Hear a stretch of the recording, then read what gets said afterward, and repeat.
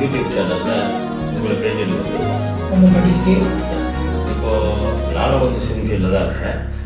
கிட்டத்தட்ட ஒரு 30 வருஷமாக ஆர்டிஸ்ட் ஆர்ட் அந்த மாதிரி பண்ணிகிட்ருக்கேன்.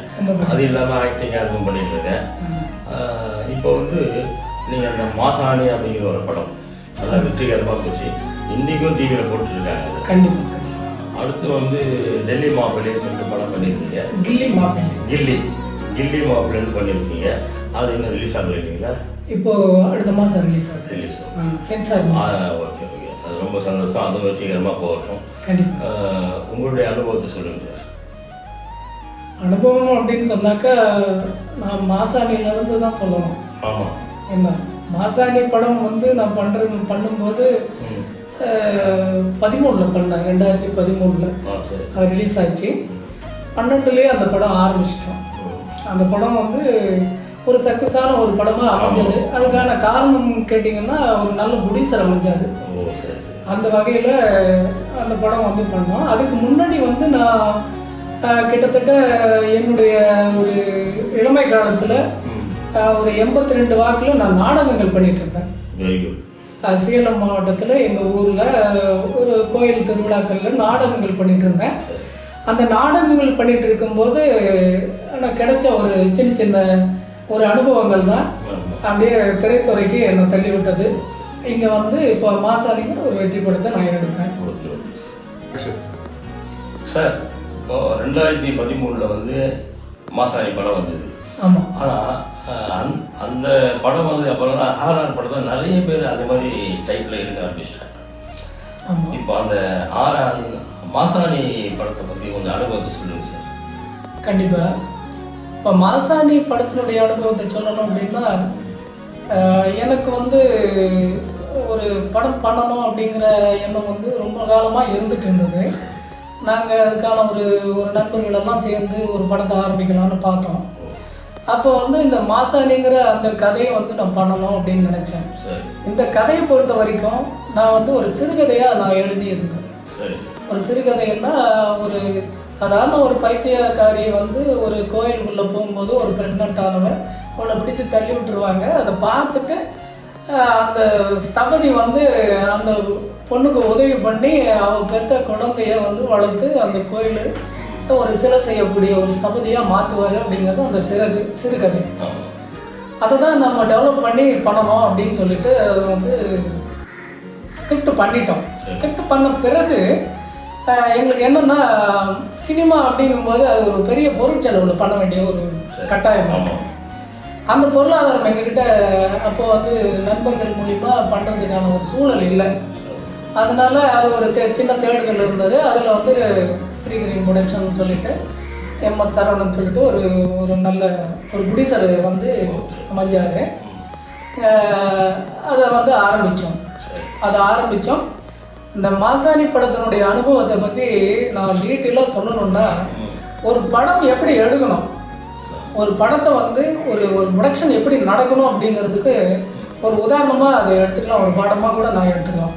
என்ன காரணம்னு கேட்டிங்கன்னா ஒரு ப்ரொடக்ஷனில் அந்த படம் ஒரே ஷெட்யூலாக ஒரு 39 நாட்கள் ஒரே ஷெட்யூலாக பண்ண படம். அது இண்டஸ்ட்ரியில் வந்து எல்லாருமே அதை பற்றி பாராட்டினாங்க.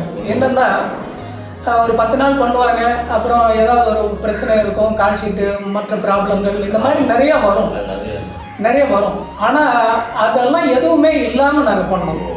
அதுக்கு காரணம் என்னன்னு கேட்டால் அதுக்கு தகுந்த மாதிரியான மேனேஜர்ஸு, அதுக்கு தகுந்த மாதிரியான அந்த ப்ரொடக்ஷனுடைய ஒரு பொருளாதாரம், ப்ரொடியூசரு எல்லாருமே சாதாரணமாக காரைக்குடி நாங்கள் வச்சுருந்த லொக்கேஷனு. இப்போ சென்னையிலேருந்து ஒரு ஆர்டி சார் வரணும்னா அவருக்கு ஃப்ளைட்டு உடனே போட்டு நாங்கள் அங்கே கொண்டு வந்துடுவோம். மதுரைக்கு வந்து மதுரையில் ஒரு வண்டி நிற்கும், அதில் அவரை நாங்கள் கூட்டிகிட்டு போயிடுவோம். அதே மாதிரி ரோஜா மேடம் வந்தாங்க அப்படின்னாக்கா, ரோஜா மேடம் ஹைதராபாத்லேருந்து அவங்க வர்றாங்கன்னாக்கா அங்கே மதுரை வந்துடுவாங்க ஃப்ளைட்டில். சென்னை வந்து சென்னையிலேருந்து மதுரை வந்துடுவாங்க. மதுரையிலேருந்து நாங்கள் பிக்கப் பண்ணுவோம். இப்போ எந்த ஆர்டிஸ்ட்டுமே சரியான நேரத்தில் வரணுங்கிறதுனால செலவு பற்றி கணக்கு பார்க்காம பண்ண ஒரு படம். அது ஒரு மிகப்பெரிய அனுபவம் எங்களுக்கு. மற்றபடி வந்து அது வந்து எல்லாமே ஒத்துழைச்சாங்க. நல்ல ஒத்துழைப்பு, எல்லாருடைய ஒத்துழைப்பும் அது நல்ல கண்டிப்பாக. அதனால தான் அது சக்ஸஸ். எந்தெந்த ஊர்லலாம் பண்ணீங்க? மாசாணி படத்தை நாங்கள் காரைக்குடியில் பண்ணோம், பொள்ளாச்சியில் பண்ணோம். 2 இடத்துலையே எங்களுக்கு ஓரளவுக்கு அது கவர் ஆகிடுச்சு ஃபுல்லாக. ஆரம்பம் மட்டும் மதுரையில் திருப்பரங்குன்றம் அந்த அங்கே வந்து பூஜை போட்டு அங்கே ஒரு 5 நாள் அங்கே வந்து ஷூட் பண்ணோம் நாங்கள் 5. அப்புறம் சார், இப்போ வந்து மாசாணி படத்தை அப்புறம் கிட்டத்தட்ட 10 வருஷம் ஆயிடுச்சு. கண்டிப்பாக. இந்த 10 வருஷம் இடைவெளி அப்புறம் வந்து இப்போ வந்து கில்லி படம் சொல்லி ஒன்று பண்ணுறீங்க. கில்லி மாப்பிள்ளை. ஆமாம். எதுக்காக தான் இவ்வளோ இடைவெளி? இடைவெளி அப்படின்னு சொல்லிட்டு சொன்னால் அது பார்க்குறவங்களுக்கு இடைவெளியாக தெரியும். ஆமாம். எனக்கு அது இடைவெளி மாதிரி இல்லை.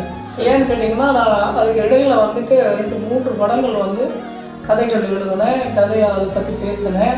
அதுக்கான ஒரு முன்னேற்பாடுகள் எல்லாம் போயிட்டு தான் இருந்தது. இங்கே வந்து சினிமா அப்படிங்கிறது வந்து ஒரு பொருளாதாரம் அப்படிங்கிற ஒரு அடிப்படையில் இயங்கக்கூடிய ஒரு விஷயம்தான். பொருளாதாரம் இல்லைன்னா படம் பண்ண முடியாது. ஆனால் அதை தாண்டி இங்கே சினிமாக்குள்ள சில அரசியல்கள் இருக்கு. அது வந்து அதை தெரிஞ்சுக்கணும். முதல்ல ஒரு இயக்குனராக வர்றவர் இங்கே வந்து எல்லாரையும் சமாளிக்க தெரியணும். அது வந்து நான் யதார்த்தமாக இருந்ததுனால அது எனக்கு வந்து அது என்னால் பண்ண முடியல. ஏன்னா ஒரு தயாரிப்பாளர் வருவார், அவர் பேசிகிட்டு இருப்பார். எனக்கு வந்துட்டு ஒரு விஜய் பார்க் மாதிரியான ஒரு ஹோட்டலில் 3வது மாடியில் ரூமை போட்டு கொடுத்துட்டு 2வது மாடியில் வேறு விஷயங்கள் பேசிகிட்டு இருப்பாங்க நம்மளை பற்றினா. அவர் என்ன சார் வேண்டாம், நான் இவங்க இருக்காங்க அப்படிங்கிற மாதிரியான விஷயங்கள் எல்லாம் தயாரிப்பாளர்கள்கிட்ட மற்றவங்க நம்ம சினிமா துறையில் இருக்கிறவங்களே சொல்லிட்டு இருப்பாங்க.